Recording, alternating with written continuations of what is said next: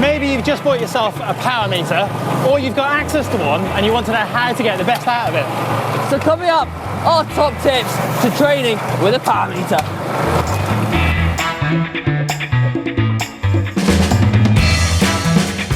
First things first then, after you've got your new power meter on your bike, you're going to need to calibrate it to ensure the data you're collecting is as accurate as possible. You'll find the calibration function either under the menu setting of your head unit or on an app on your phone. I used to ride for 10 or 15 minutes until the power meter had adjusted to the ambient temperature, and then I pull over to the side of the road and do the calibration. Right, Chris, while you're doing that, I'll tell you guys a little bit more. At a very basic level, this is like the tare function on your kitchen scale. You are essentially zeroing it before adding additional load. In a perfect world, you'll be doing this, well, before every train ride, but power meters have come such a long way in the last 10 to 15 years that that's not so important. If you do, well, miss it once in a while. Right, mate, you ready? Got 3 hours to go. Come on, keep up.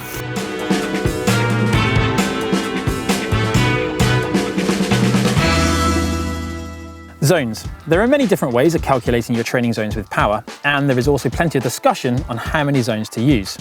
But most widely used is the system created by Dr. Andy Kogan. Almost all training computers or programs default to a very close variation of his zone calculations, based on percentages of your functional threshold power. Functional threshold power is abbreviated to FTP, if you didn't know, which is the maximum power that you can sustain for 60 minutes. These zones have been long recognised as the gold standard in training. We'll start at the bottom, zone 1, or active recovery. This is done strictly underneath 55% of your FTP. This is the zone that you'll use for all of the easy parts of your interval sessions, but also for those strict recovery rides, which are under an hour in length. Something I was once told that almost all athletes do incorrectly. It's also something I later witnessed when I started coaching. Theoretically, you could ride almost indefinitely in zone 1, but I don't think you want to. Now this should be around 65 to 75% of your FTP, and this will make most of your training as an endurance athlete. This will help your mitochondrial function and growth, and it will also help utilize your fat to energy. And this effort, you'll be able to sustain for hours and hours. Zone 3, otherwise known as tempo. This is done at 76 to 90% of your FTP, and is a sort of zone that if you're a well-trained athlete, you can probably maintain for 3 to 8 hours. It's not a comfortable zone, but at the same time, it's not maximal. It's the sort of zone that if you lack structured training, you probably end up riding quite a lot.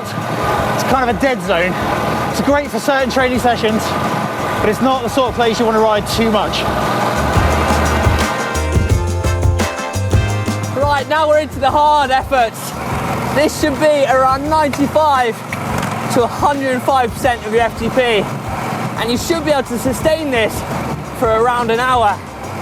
But if you're wanting to build it, then an interval session worth doing is around 10 minutes and 3 times, with a maximum work time of 30 plus minutes.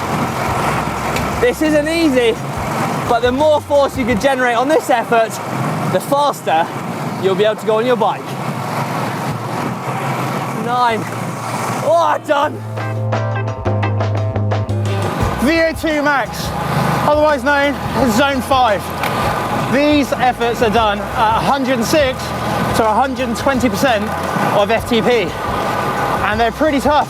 You only want to do these efforts when you're feeling fresh, as they do place a high demand on the body. They're the sort of effort that probably feel okay for the first 3 or 4 minutes if you complete them at the lower end of the zone. But once you push past that 4-minute barrier, you're really going to start hurting. If you're doing intervals in this zone, you want to aim for around 25 minutes total workload. Right, you're going to hate us for this one. You're looking for an effort of around 121 to 150% of your FTP. and an effort that lasts between 30 seconds and 2 minutes. I'm gonna need to put my glass on for this one. It's gonna be an hard one. 3, 2, 1. This effort is excruciating. Rinsing your body.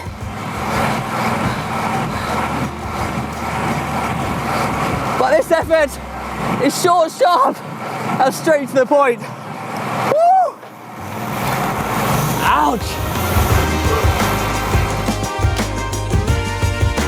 And finally, we have Zone 7, neuromuscular power, otherwise known as sprinting. These efforts are a complete maximal effort and they engage every single muscle in your body. There's no wattage goal on these because everyone has different neuromuscular power and they're not a percentage of FTP whatsoever. You probably only want to do around 1 to 2 sessions of this a week because of the muscle damage. Pick a sign in the distance and sprint for it.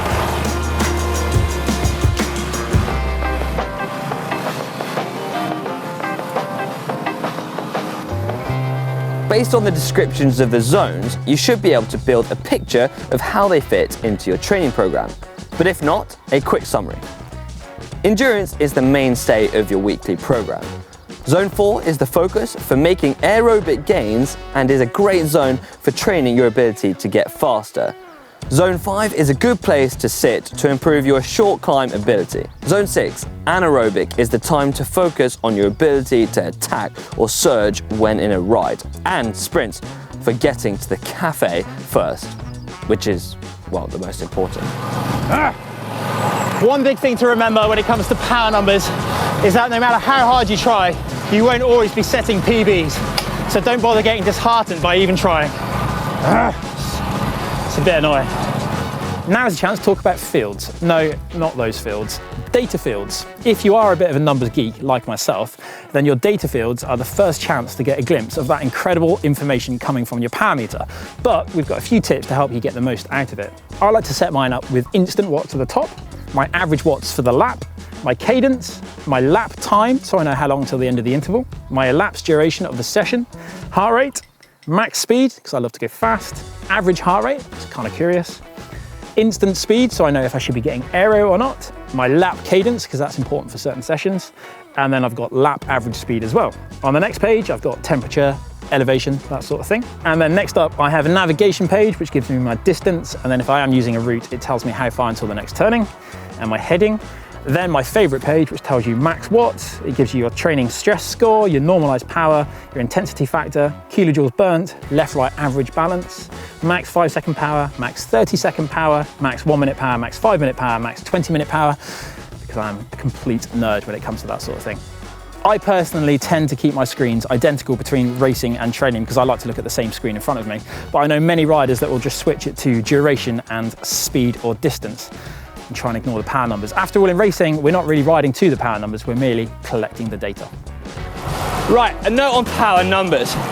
If you're like us and you ride indoors and outdoors, there's as much as 15% discrepancy in your numbers. I mean, take this for an example. We're riding at a solid 350 watts.